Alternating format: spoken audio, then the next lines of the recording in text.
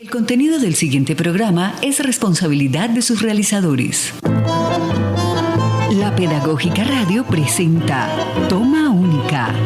Confluencias políticas y culturales. Dirección, profesor Ricardo Ruiz. Bienvenidos.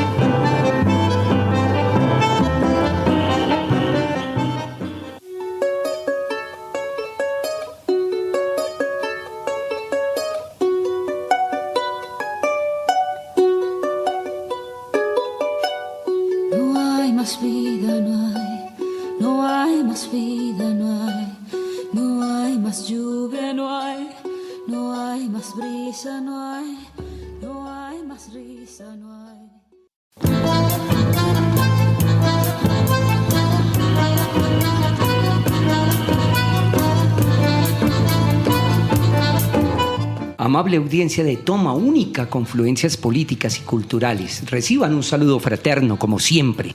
Bienvenidos a su programa, que pasa todos los miércoles a las 2 de la tarde, con repetición los días sábados a las 12 del mediodía, aquí en la Pedagógica Radio, voces y sonidos que enseñan. Iniciábamos nuestro programa del día de hoy con Shakira, la conocida cantante barranquillera, haciendo La Despedida, tema utilizado para la película basada en el libro homónimo de Gabriel García Márquez, nuestro Gabo, El amor en los tiempos del cólera.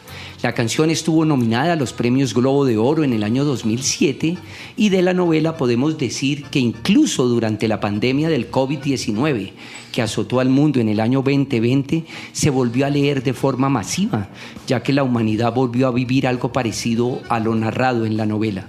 Y la estamos escuchando porque hoy esta emisión 198 la denominamos Gabo y el cine. De hecho, este tema ya tan recurrente en Gabo, la peste, las plagas, fue algo supremamente obsesivo para Gabo. De hecho, tenemos que decir que el propio Gabo hizo un guión extraordinario de una película mexicana que en el año 1979 se rodó. La película se llama El año de la peste, basada en el diario del año de la peste de Daniel Defoe. De todo esto estaremos hablando hoy en esta toma única, ya que es una emisión para hablar y reflexionar en torno al cine que se ha realizado. Me estarán acompañando estudiantes, futuros colegas de ciencias sociales e integrantes de nuestro semillero de investigación Arterias Culturales. Los futuros maestros en ciencias sociales, Andrea Costa y Carlos Méndez, a quienes les doy la bienvenida. Andrea, bienvenida de nuevo a Toma Única. Muchas gracias, profe. Es realmente un honor para mí estar nuevamente en esta cabina y haciendo parte de Toma Única. Este es ya el segundo programa que participo y más honrada aún de saber que es mi segundo capítulo hablando sobre Gabriel García Márquez. Entonces, le agradezco mucho a usted, profe, al semillero, a la emisora y a la universidad en general por este tipo de espacios. Por supuesto, esta cabina es de ustedes, como lo ha dicho siempre nuestra directora, la profesora Carolina Alfonso. Nuestra razón de ser son nuestros estudiantes, por supuesto, nuestros funcionarios administrativos, nuestros colegas docentes, pero para nosotros la impronta del estudiante es vital. Y bien lo decías, tu segundo capítulo hablando sobre Gabo, sin querer queriéndolo, vamos a invitar también a nuestra audiencia a que repasen esa emisión tan bella que hicimos de En agosto nos vemos, una emisión que hicimos sobre el libro póstumo de Gabriel García Márquez. Carlos, bienvenido. Hola, profe, buenas tardes a todas las personas que hacen posible este programa. Muy feliz de volver al semillero, volver a esta cabina, como lo decía la compañera, y a darle con todo a que Gabo es una persona que es un referente para todos los colombianos. Y nada, profe, muchas gracias y a todos los que hacen posible esto. Por supuesto, y entre esos otros que hacen posible este sueño, Mario Enríquez, nuestro hombre del Control Master, a quien le voy a pedir a que entremos en tertulia, la primera etapa de nuestro programa donde ponemos en contexto a la audiencia sobre el tema a tratar. En Toma Única, tertulia.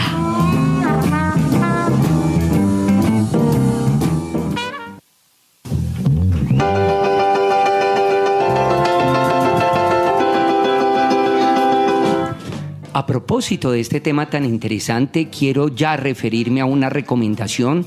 De hecho, pues esta emisión se inspira en las películas que yo he podido ver durante mi vida, basadas en libros de Gabriel García Márquez, pero me motivó mucho este libro que pude conseguir en el año 2023 durante una feria del libro. El libro se titula Gabriel García Márquez y el cine, una buena amistad, del maestro Gonzalo Restrepo Sánchez. Es una publicación de la editorial hermana de la Universidad del Magdalena y me parece que es un texto muy inspirador. El maestro Restrepo quiso dividir el libro en 4 capítulos: el origen, la filmografía, entrevistas y el sortilegio de lo real.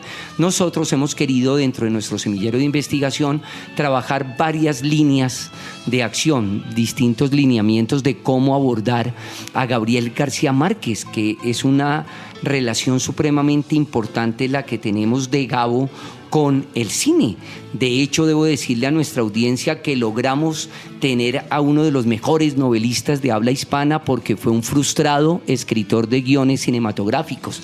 En una entrevista maravillosa que le hacían a su hijo, a Gonzalo, y por supuesto al cineasta Rodrigo García, decía que afortunadamente 100 años de soledad se dio porque a su papá, en esa época en que empezó a escribir 100 años de soledad, no le había ido muy bien con algunas experiencias que había tenido con los guiones. Entonces me parece súper importante mencionar esto, mencionar que desde chiquito Gabriel García Márquez fue un obsesivo del cine. De hecho, hay evocaciones bellísimas en Vivir para contarla, donde él muestra esa obsesión por el cine, y su película favorita, que de hecho era uno de los grandes maestros que sabemos en la historia del cine, del maestro Kurosawa. Qué importante hacer hoy esta evocación también de esa película que para el maestro en realidad tenía una connotación supremamente importante, ¿no? Entonces yo sí quería hacer la evocación de Barba Azul, que era la película que más obsesionó también al maestro Gabriel García Márquez. Y por supuesto todo, ¿no? Todo lo que tiene que ver con el cine, el guión, las luces, la dirección de arte, el vestuario, la música. Entonces yo quisiera que planteáramos, querida Andrea, Carlos y toda nuestra audiencia, a hablar de esta dimensión del cine y la relación que se tiene con la literatura. Siempre ha sido una relación en constante tensión. Para iniciar, quisiera que planteáramos inicialmente una aproximación a los conceptos del cine y literatura, para luego ya adentrarnos en el universo que nos compete en esta emisión. El cine como séptimo arte y, por supuesto, la literatura como uno de los grandes referentes de la historia de la humanidad. Siempre, y con esto termino, se ha hablado de esta pugna, ¿no? Que lamentablemente cuando se ha llevado al cine un texto cinematográfico no ha sido una buena iluminación, un buen referente, pero también debemos decir que también hemos tenido la oportunidad de ver excelentes películas basadas en un libro. Entonces, en eso me parece que es supremamente importante hablar el respeto, la autonomía y la libertad que tiene el guionista para asumir un texto ya planteado con unas claves, ¿no? Recordemos que las claves que plantea la literatura son totalmente distintas a las que habla el cine. Entonces, Andrea, adelante. Yo quisiera que tú nos contextualizaras un poco cómo entiendes, cómo analizar este contexto de cine y literatura.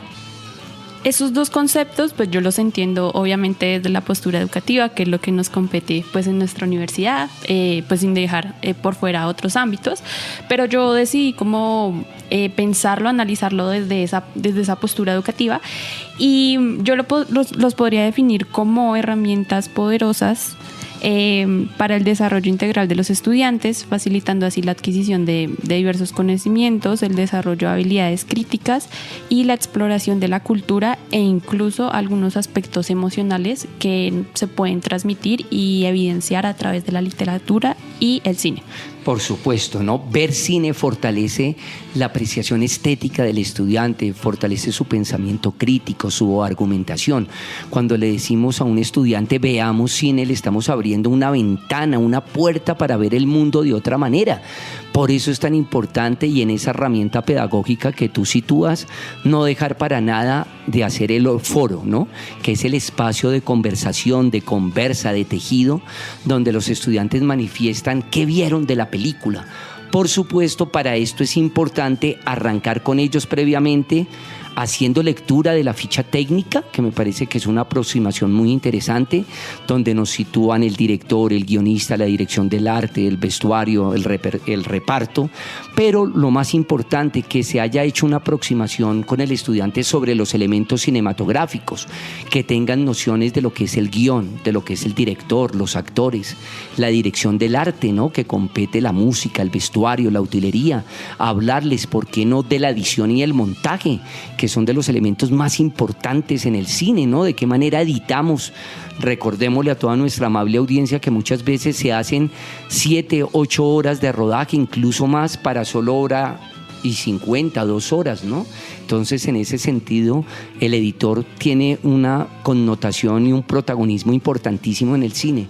Pero tú, Carlos, ¿qué quisieras decirnos en esta primera etapa del programa? Sí, profe, por ejemplo, el cine y la literatura yo las concibo como actos narrativos que comparten claramente estructuras místicas, populares, también de relato, pero además de estas se unen a través de la adaptación, y es que, por ejemplo, si en el ámbito educativo de nosotros podemos llevar estas películas, estos cineforos al aula, pero tenemos que darle un sentido a ese cineforo que vamos a realizar, porque pues el cine le da una adaptación al libro, a la literatura, pero pues no se debe desprestigiar la película en sí, porque se tiene esa concepción de que el cine irrumpe en las estructuras del libro, que no muestra su sentido.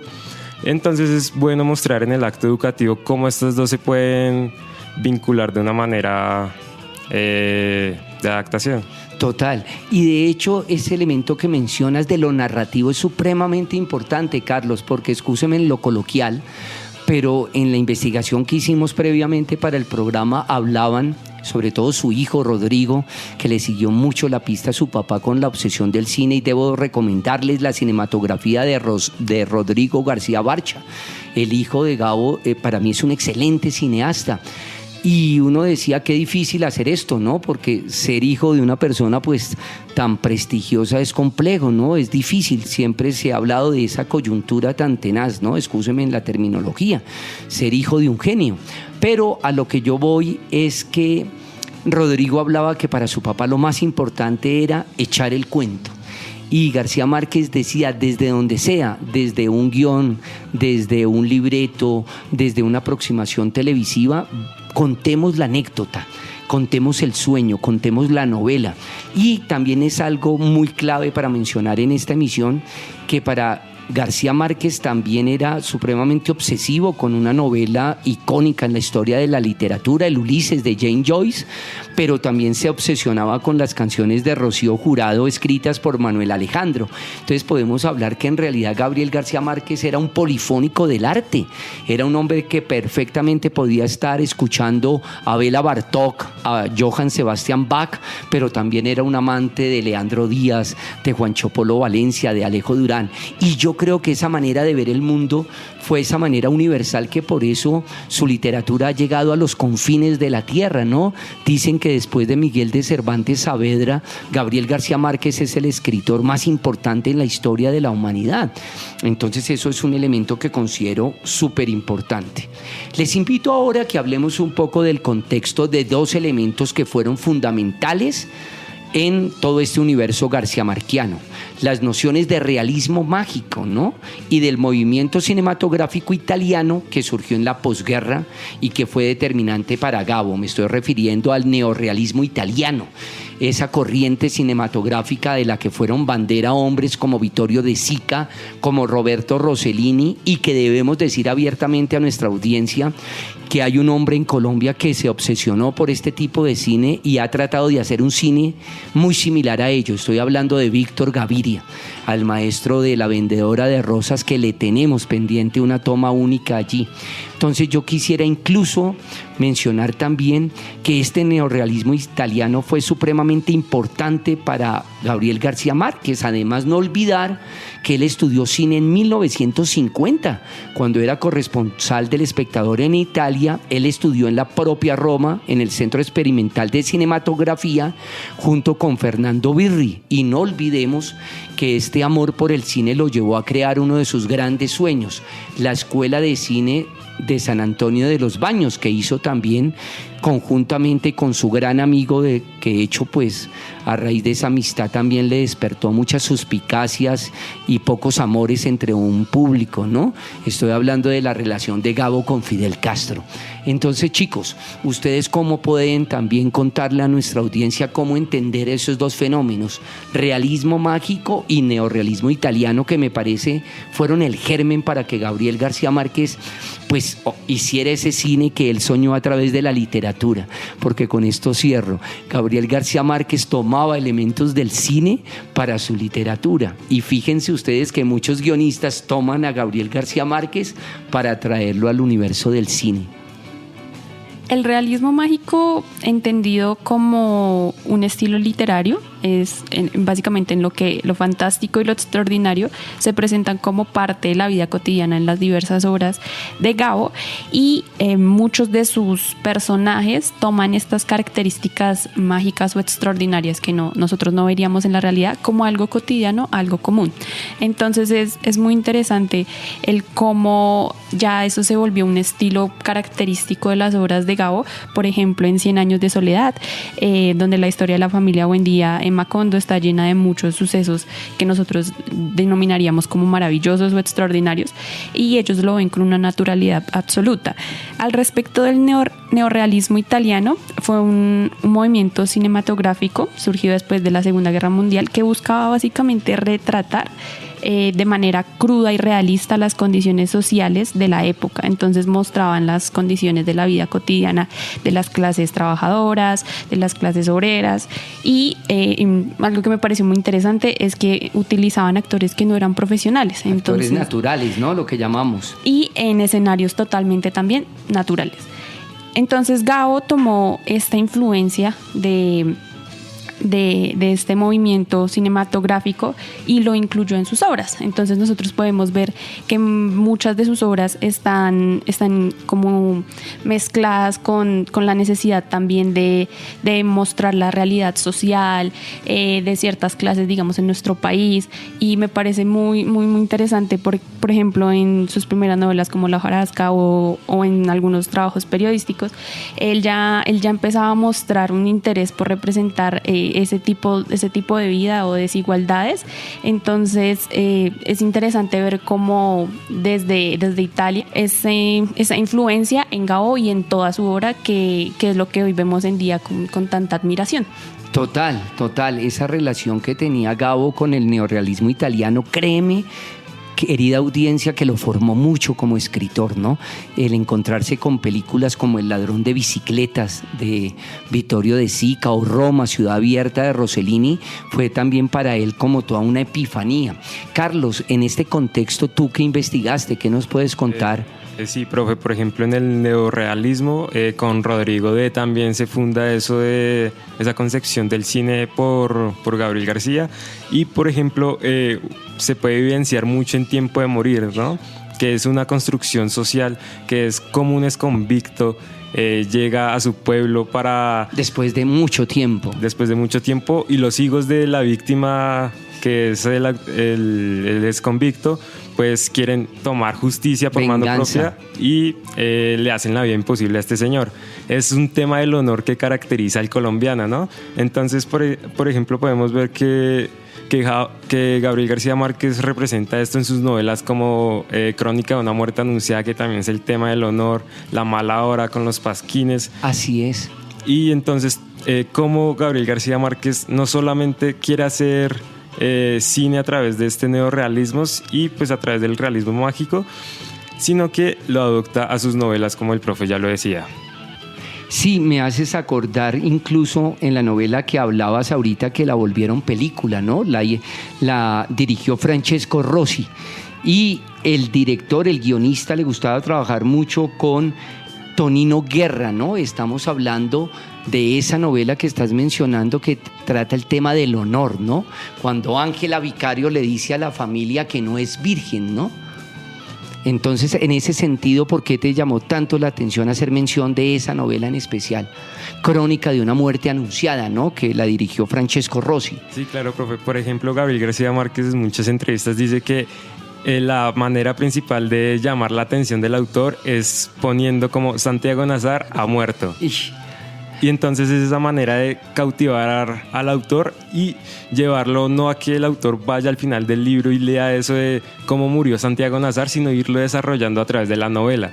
Y por ejemplo, Tiempo de morir es una película fenomenal porque muestra esa esencia reflejada que uno toma de los libros de Gabriel García Márquez. Igual con La mala hora, que es algo como que uno siente y a través de Tiempo de morir uno concibe esa imagen que uno también se recrea con los libros de Gabriel García. Así es, para contextualizar un poco a nuestra audiencia, debemos contarles que han sido innumerables las aproximaciones cinematográficas y audiovisuales en torno a la obra de Gabo. Incluso estamos a la espera de una serie en Netflix, 100 años de soledad.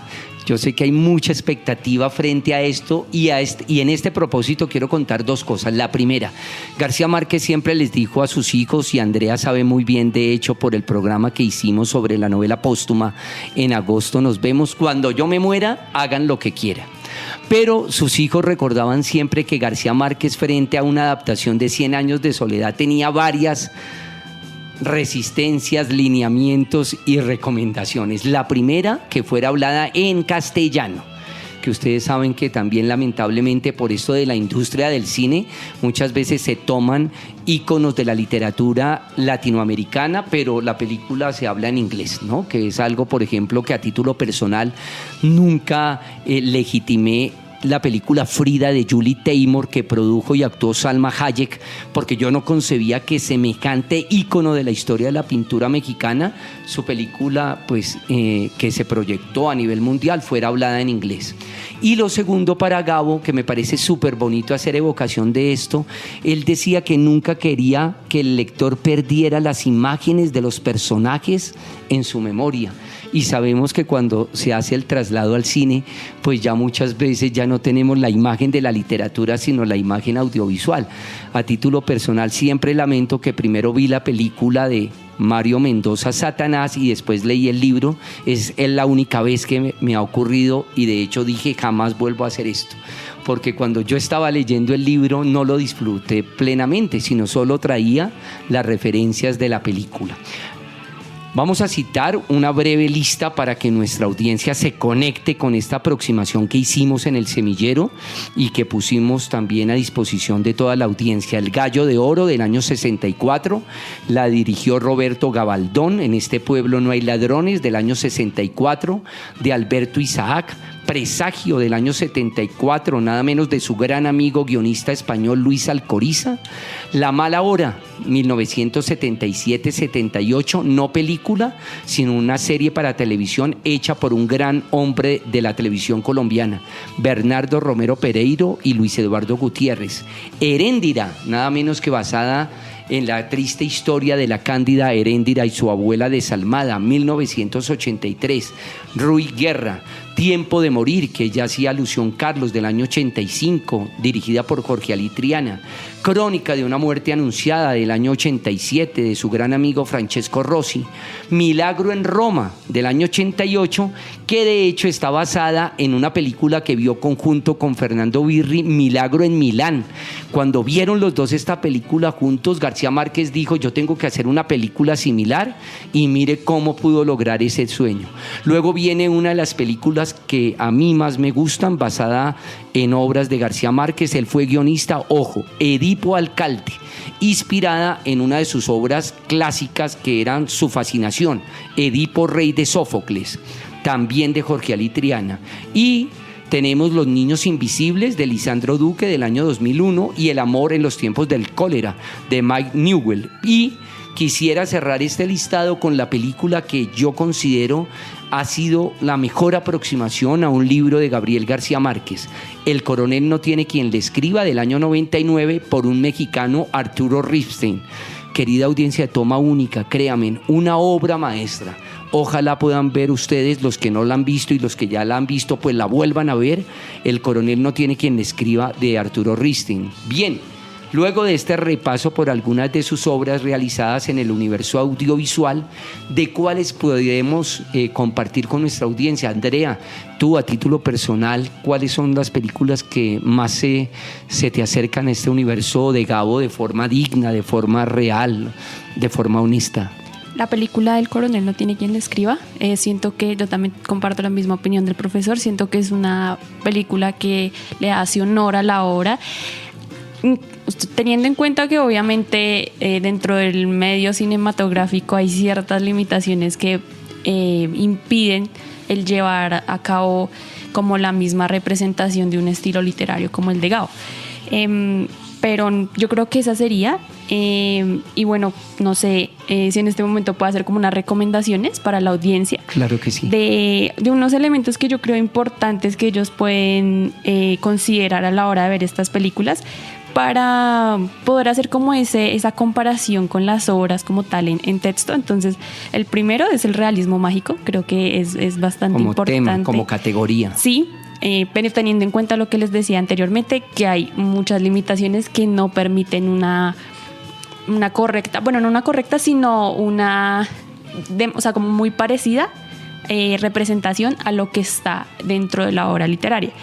El contexto histórico y social latinoamericano, eso me parece muy importante, porque ya como lo hablábamos previamente, Gabo tuvo esa influencia del neorrealismo italiano, y muchas de las obras de Gabo quieren mostrar ese contexto social en el que nosotros vivimos e histórico. Entonces, por eso era también que lo decía, las obras de Gabo son fantásticas para llevarlas al aula, porque nos permiten ver desde otro lugar todo lo que nos rodea, y más en una cultura como la nuestra, como la colombiana, en donde es bastante común que incluso, no sé, en redes sociales yo he visto que pasan cosas tan increíbles que dicen, esto era lo que se refería Gabo con el realismo mágico. El retrato de personajes complejos es otra, porque bueno, las películas intentan mantener la profundidad psicológica de los personajes, pero pues suelen ser unos personajes muy multidimensionales que pues, o sea, están como en una posición que es bastante a veces compleja también de replicar, pero sin embargo es interesante cómo realizar esa comparación. Y los ambientes rurales y urbanos de Macondo, que es el escenario que más se repite en las películas, entonces es muy interesante ver cómo cada director, cómo cada producción intenta replicar ese ambiente de Macondo. Serían Así esos. es. Y Carlos, tú, antes de irnos a la pausa aquí intermedia. Bueno, hay una que me gusta mucho, que es un corto que se encuentra en internet, que se llama La Langosta Azul, de 1954. Obra maestra considerada. Sí, señor. Y entonces, bueno, pues en las obras periodísticas de Gabo, en la 2 precisamente, la de Entre Cachacos, se nombra de que Gabriel García Márquez pertenecía a este grupo de Barranquilla con Álvaro Cepeda Zamudio, con Luis Vins, con Enrique Grau, pero que Obregón, Alfonso Fuenmayor, era un combo de intelectuales maravillosos, y la maestra Cecilia Porras. Sí, era un combo de intelectuales, así como lo dice el profe. Pero dicen que en esta película de La Langosta Azul pues no participó Gabriel García Márquez de lleno, porque estaba en otro tono de su carrera, que era escribir periodismo. Pues otra que yo últimamente he visto, que está en RTBC, que es Del amor y otros demonios, que representa esta extrema cristiandad que sumerge a los obispos, y sobre el realismo mágico, sobre el perro que está enrabiado y eso. Amable audiencia de Toma Única, como se dan cuenta, hablar de Gabo es fascinante, se va el tiempo como se iba uno en la lectura de sus obras. Yo los voy a invitar ahora a que entremos en una etapa muy importante de nuestro programa, el intermedio. Vamos a escuchar también unos mensajes institucionales y ya regresamos aquí a Toma Única, hoy en la emisión número 198, Gabo y el cine.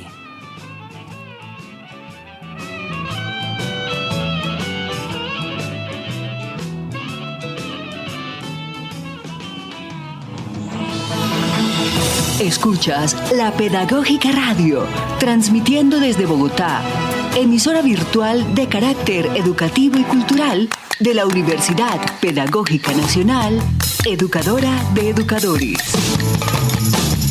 Pedagógica Radio, voces y sonidos que enseñan.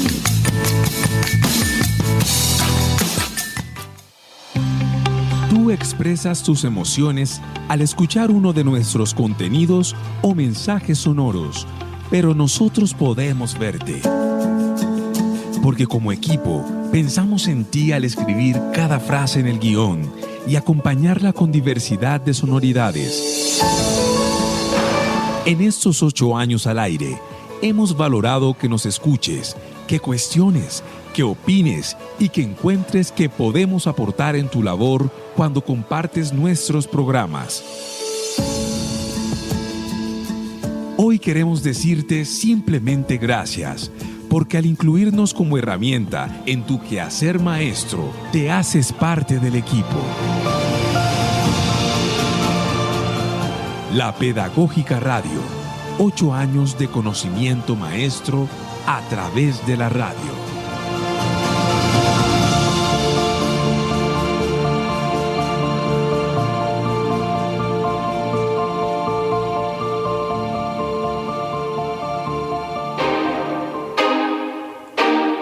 ¿Has sentido el impacto del cambio climático en Colombia? Nuestra tierra enfrenta desafíos ambientales cada vez más graves, incluyendo el riesgo de desabastecimiento de energía. Pero hay esperanza en nuestras manos. Cada uno de nosotros puede marcar la diferencia. Es momento de tomar medidas para conservar nuestra energía y proteger nuestro planeta.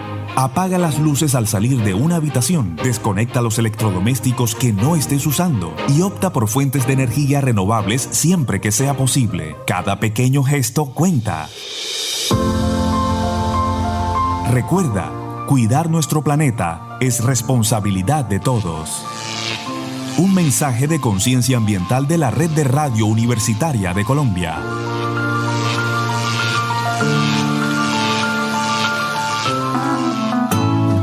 Hola a todos, mi nombre es Javier Rivero, soy docente de la Universidad Pedagógica del programa de música del departamento y de la Facultad de Bellas Artes. Dirijo el programa Sabor Caribe.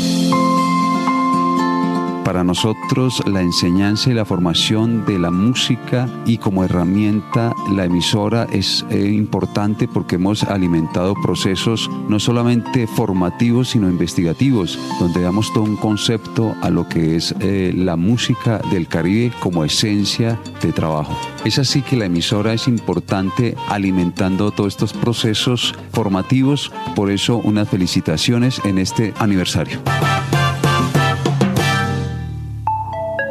Recuerda que también puedes escuchar nuestros programas a través de las plataformas Spotify, Deezer y iVoox.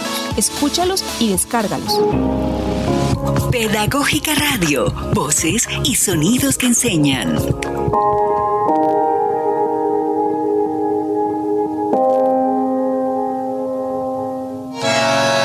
Estás escuchando Toma Única, confluencias políticas y culturales.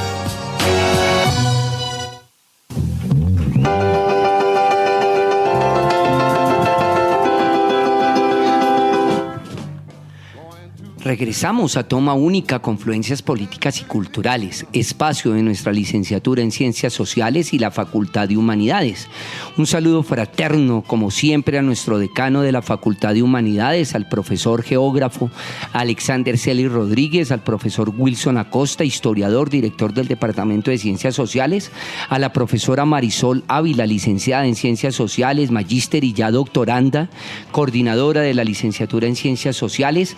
Gracias a todos ellos por todo el apoyo y compromiso en el desarrollo de nuestro oficio pedagógico y práctica educativa, desarrolladas en estos espacios a través de los micrófonos de la Pedagógica Radio, voces y sonidos que enseñan. Debo decirle a nuestra audiencia que este programa se articula con el Semillero de Investigación Arterias Culturales como proyecto de facultad. Por eso tenemos hoy la presencia de Andrea, de Carlos, pero esperamos en próximas emisiones de Toma Única tener a otros integrantes de este semillero de investigación, que de una u otra forma lo que quiere hacer es capitalizar el capital cultural de nuestros estudiantes, ampliar la formación integral que debe tener un futuro profesional en ciencias sociales, pero lo más importante para mí también, entender que las ciencias sociales, como lo dijo Gramsci, tiene que ser un científico social orgánico, tiene que ser un ser intertextual, un ser que tenga polifonía de muchos saberes.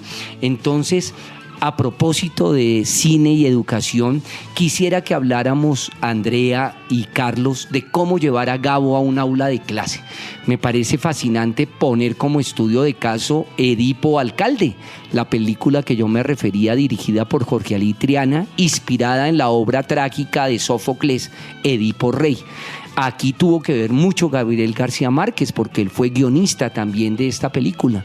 Y lo digo porque uno perfectamente puede analizar el contexto colombiano de los años 80, la irrupción del paramilitarismo, la violencia, la corrupción política, mostradas de una forma magistral. Fíjense ustedes, una obra creada en el siglo IV a.C., Edipo Rey, Sófocles, traída a la Colombia de los años 80. Entonces, en ese contexto, Andrea, tú ya que orgullosamente estás haciendo prácticas en otro de nuestros orgullos, el IPN, que estás allí en el Instituto Pedagógico Nacional, un saludo fraterno para todas las maestras, maestros y por supuesto para todos los estudiantes de este colegio, que es muy importante para nosotros. ¿Qué nos puedes decir?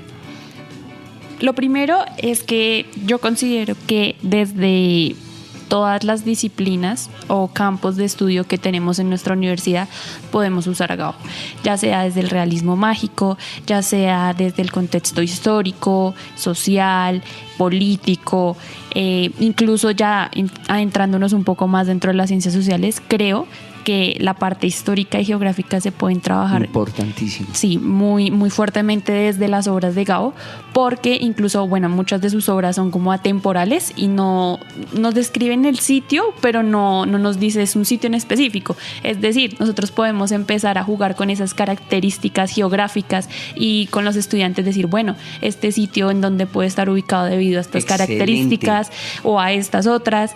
La parte histórica, cómo podemos relacionar ciertos sucesos, ciertos personajes, ciertas costumbres a una determinada época histórica. Por ejemplo, creo que esas podrían ser también la cultura, digamos la cultura costeña me parece muy, muy importante, el cómo podemos acercarnos a ese tipo de culturas y conocer más acerca de su música, sus costumbres, sus vivencias diarias. Entonces creo que Gabo es una forma muy novedosa de poder llevar estos temas al aula, y a través del cine pues aún mejor. Creo que puede ser como esa puerta por medio de la cual nosotros podemos introducir a nuestros estudiantes al mundo del cine y de la literatura para que ellos se animen a conocerlo. Sí, profe, con la misma línea de la compañera Andrea, pues sí, por ejemplo, en el tema geográfico, El amor en los tiempos del cólera es un libro fenomenal para darle un homenaje al gran y maravilloso río Magdalena, que Gabo en tal libro lo expone de una manera maravillosa. Entonces, así como en la parte geográfica funciona Gabriel García Márquez, en la parte histórica uno, así como le decía la compañera, pues tiene muchos anacronismos, pero son anacronismos que uno puede aprovechar. Entonces, ¿cómo explicar la masacre de las bananeras a través de 100 años de soledad? ¿Cómo explicar la masacre de los 1000 días a través del amor en los tiempos del cólera? Entonces, es como que es un recurso que sí o sí tenemos que llevar al aula, porque, bueno, más los profesores de ciencias sociales y los profesores de literatura, porque Gabo es una expansión cultural muy grande. Total. A propósito del libro que mencionaba al inicio del maestro Gonzalo Restrepo Sánchez, quiero referirme literalmente a la entrevista que le hacen a Arturo Ripstein. Fíjate que era el hombre que tanto hemos mencionado, del coronel no tiene quien le escriba, ¿no? Dice así, el maestro Gonzalo le pregunta a Ripstein, usted sostiene en una entrevista, yo soy leal a mi película, no a la obra de García Márquez. ¿Qué reflexión quiso transmitirnos? Le contesta el maestro Ripstein, en el caso de una adaptación, sobre todo en una obra no solo conocida, sino tan querida como El Coronel, cada quien tendría su película en la cabeza. Entonces, a lo que me he rehusado a hacer es una transcripción literal de lo que está en la novela. Yo tomo los elementos que me parecen importantes y lo que hago es la mejor película posible. García Márquez fue lo suficientemente generoso para darnos la libertad absoluta de hacer lo que quisiéramos con su novela, y solo así podemos ser absolutamente fieles, más fieles que nunca, a lo que García Márquez quiso hacer en la obra. Entre el neorrealismo italiano y el realismo mágico, Gabo y el cine van en contracorriente, ¿no lo ve así? Responde el maestro, los funerales de la mamá grande tienen elementos que se dan para el realismo fantástico. En el caso del Coronel no hay elementos de realismo fantástico, pero sí muchos elementos de neorrealismo. Analizando los guiones que García Márquez ha escrito para cine, Solo tiempo de morir, la película suya y la de Jorge Alí Triana, y Crónica de una muerte anunciada, tienen elementos del neorrealismo. Si entendemos por ello mostrar en el cine las cosas tal como son y enfrentar al espectador con su propia realidad y explorar dicho entorno, responde el maestro. Con García Márquez y el peso que tiene, uno de los prosistas más significativos del siglo, sin duda ha sido muy difícil hacer películas sustrayéndonos de Gabo, sin tratar de complacerlo específicamente. En mi caso, lo que quiero hacer es la mejor película posible, pensando que gracias a ellos podré llegar al espíritu de la obra. Finalmente le preguntan, ahora los elementos del realismo mágico no creo que funcionen específicamente para el cine. En la literatura, Remedios, quien se eleva a los cielos envuelta en una sábana, usted la ve con los ojos que tiene por dentro, pero verla en el cine ya lo vuelve concreto y real, entonces ¿lo desmerece? Analizando su obra como autor, fue importante que Gabo no escribiera el guión, y sí Paz Alicia García Diego. García Márquez fue muy generoso con nosotros, nos dijo, hagan la película, ya la veré una vez esté terminada. Me parece, muchachos, que esto habla de la generosidad que tenía García Márquez frente a sus pares, ¿no? Fíjense que nunca les imponía cómo hacer la película. En ese sentido, creo que los hijos están siendo muy respetuosos también, bueno, y además de todas las regalías que van a ganar por la emisión de 100 años de soledad a través de Netflix, ellos solo se consideran unos expertos, entre comillas, están siendo asesores de Netflix, de los guionistas que contrató Netflix para hacer 100 años de soledad, pero dicen que quieren ser en el extremo como su padre, ajenos a la realización final de la serie, ¿no? Que yo creo que ustedes también están muy a la espera. Queridos Andrea, Carlos, Mario, Enríquez, voy a invitar a toda nuestra audiencia a que entremos en Aguja y Vinilo.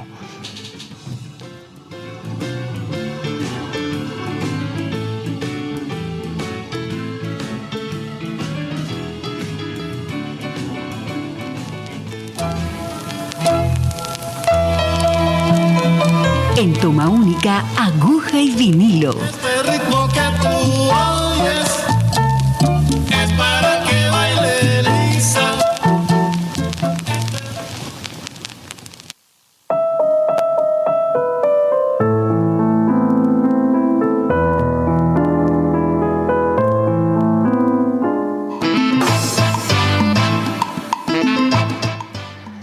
En las emisiones de Toma Única hacemos una evocación de los vinilos. Yo he querido siempre que este programa tenga un acetato y considero que el vinilo, el acetato, además de todo el espíritu nostálgico, ojo, tiene una sonoridad maravillosa, orgánica, nostálgica, emotiva. Ponemos esta aguja sobre el vinilo, vemos recorrer la aguja sobre el surco y tenemos una canción. El acetato que seleccioné para esta emisión se llama Reunión Cumbre. Es uno de mis discos preferidos, lo conseguí en el mercado de las pulgas ya hace algunos años. Astor Piazzolla, el gran maestro del tango argentino, y Gerry Mulligan, el gran bandoneonista, y el extraordinario saxo, unidos. Ellos grabaron este álbum en 1974 y quiero contarles que incluyeron una canción que se llama Años de Soledad, que de acuerdo a numerosos musicólogos está medida por la influencia de 100 años de soledad. Fíjense ustedes, dos monstruos de la música planetaria, Piazzolla y Mulligan, haciéndole un homenaje a un hombre nacido en Aracataca, un hombre colombiano. Entonces vamos a escuchar un fragmento de este tema maravilloso, Años de Soledad, bandoneón y saxo juntos.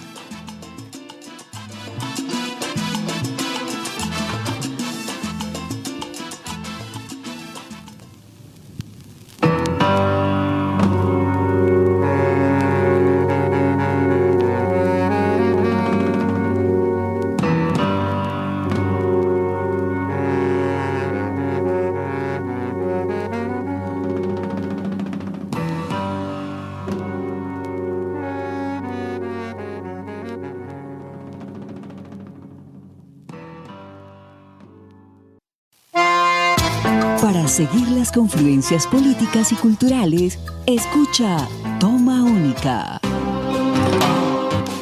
Escúchanos los miércoles a las 2 de la tarde y los sábados en repetición a las 12 del mediodía.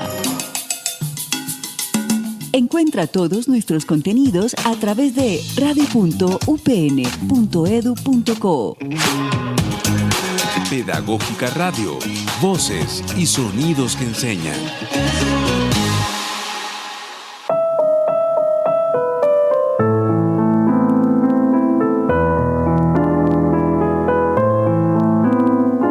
Escuchábamos al maestro Astor Piazzolla, Gerry Mulligan y nada menos Reunión Cumbre, Años de Soledad. Canción y álbum súper recomendados. Yo voy a invitar ahora a toda nuestra audiencia y a los invitados del día de hoy, a Andrea, a Carlos, a que entremos lamentablemente a la etapa final de nuestro programa, de Escape, el Mutis, la salida, el espacio donde nuestros invitados hacen recomendaciones a nuestra audiencia, ya sea de índole plástico, cinematográfico, literario, del universo de la literatura, las ciencias sociales, el arte y las narrativas.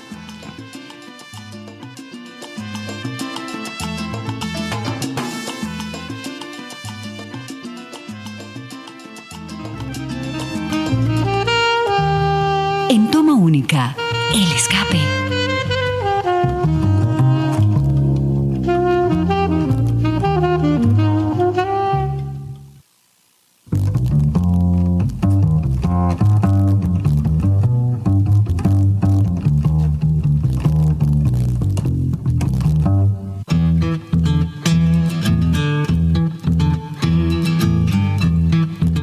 Como llegamos a la etapa de las recomendaciones, yo quiero invitar a toda la audiencia de Toma Única, a todo el personal administrativo, a nuestros estudiantes, a nuestros colegas de la licenciatura en Ciencias Sociales y, por supuesto, de todas las licenciaturas para que nos acompañen. El día 2 de octubre, de hoy en 15 días, estaremos celebrando 200 tomas únicas, casi 8 años de trabajo radial ininterrumpido. Para ello vamos a hacer un evento que denominamos, junto con la profesora Carolina Alfonso y el profesor Wilson Acosta, la actuación para cine y teatro, hermanos siameses en constante tensión, una mirada crítica al oficio de la actuación. Me van a acompañar 3 grandes amigos, colegas, artistas, Fabio Velasco, Carmiña Martínez y Álvaro Rodríguez. Estaremos haciendo la transmisión en directo a través del Facebook Live de 2 a 3 de la tarde en el aula B419, Torreón. Y luego de 3 a 4 de la tarde haremos un panel conversatorio con todo nuestro público, que espero nos acompañen desde las 2 de la tarde, y luego liderarán este conversatorio la profesora Carolina Alfonso, la directora de la Pedagógica Radio, y el profesor Wilson Acosta, director del Departamento de Ciencias Sociales. Andrea, Carlos, de nuevo, como siempre, bienvenidos a su programa Toma Única, y gracias de nuevo por hacer parte del semillero de investigación Arterias Culturales de nuestra licenciatura en Ciencias Sociales. Muchas gracias, profe, nuevamente por por este espacio, porque a crédito personal es un espacio que me apasiona, porque la radio y la educación creo que son mis dos pasiones en la vida. Entonces tener un espacio en el cual las mezclo es algo maravilloso para mí, muy emocionante. También le doy gracias a nuestros oyentes, a las personas que hoy se tomaron el tiempo de escuchar pues nuestros aportes, nuestras apreciaciones acerca de Gabriel García Márquez. Igualmente a las personas que son estudiantes, quiero hacerles la invitación a nuestro semillero de investigación Arterias Culturales. Nos reunimos los días lunes de 2 a 3 en el salón A320 en el CEDEX. Entonces están todos cordialmente invitados, igualmente a que sigamos incluyendo a Gabo en el mundo de la educación, porque es algo increíble. Muchísimas gracias, Andrea. ¿Y tú, Carlos? No, profe, feliz por volver. Extrañaba estar aquí en esta cabina y pues, no, gracias a todos, a Mario y a todas las personas que hacen posible esto. Y pues yo quería dar un par de recomendaciones, pues aparte de La Langosta Azul de 1954 con todo el combo barranquillero, pues también El Tiempo de Morir, del amor y otros demonios. Pero también quería enfatizar en las obras periodísticas que le han pues de nuevo relegado a Gabo, y pues se componen de 5 tomos donde cuentan historias extraordinarias de Gabo, cositas así que hacen parte de su formación periodística y de cineasta, que también Álvaro Mutis tiene que ver mucho en esto. También hay una entrevista hay una miniserie de 8 capítulos de Gabriel García Márquez donde expresa su amor por el cine y cómo lo hace en Cuba con Fidel Castro. Muchas gracias, Carlos. Gracias, amable audiencia, por su sintonía, por su receptividad, por escucharnos cada miércoles a las 2 de la tarde o en las repeticiones los días sábados a las 12 del mediodía. O recuerden, pueden descargar todos nuestros programas a través de la página institucional de la Pedagógica Radio. Siempre estaremos allí para que ustedes puedan descargar los programas, y también, por supuesto, a través de las plataformas de iVoox y Spotify. Les acompañaron en la producción general Yolanda Barrantes y Diana Torres, en comunicaciones Laura Chávez, en el control máster Mario Enríquez. Agradecimientos especiales a nuestra directora, la profesora Carolina Alfonso, y también agradezco el apoyo y colaboración de la profesora Alejandra Jaramillo, a Marta Rodríguez, a Lorenzo Contreras por el apoyo en la difusión de nuestros programas a través de las redes sociales. Yo soy Ricardo Ruiz Angulo, docente de la licenciatura en Ciencias Sociales de la Facultad de Humanidades, y queremos terminar el programa del día de hoy con música, esa música que también amaba tanto Gabriel García Márquez, pero en este contexto vamos a escuchar otra canción que se utilizó para la película El amor en los tiempos del cólera. Quiero invitarlos a que escuchen Hay Amores, que de hecho ha sido también una de las canciones icónicas a nivel universal, pero sobre todo esta película fue la que más controversia se ha creado. De verdad, muchísimos detractores consideran que solo fue una cuestión netamente de industria cinematográfica, que muy poco tiene que ver con el libro, pero me parece que lo que hoy estamos hablando, y de eso se trata este programa, es poner en contexto una coyuntura, y ya cada audiencia, cada persona, cada oyente se mira por qué camino ir. Recuerden, hasta la próxima toma única.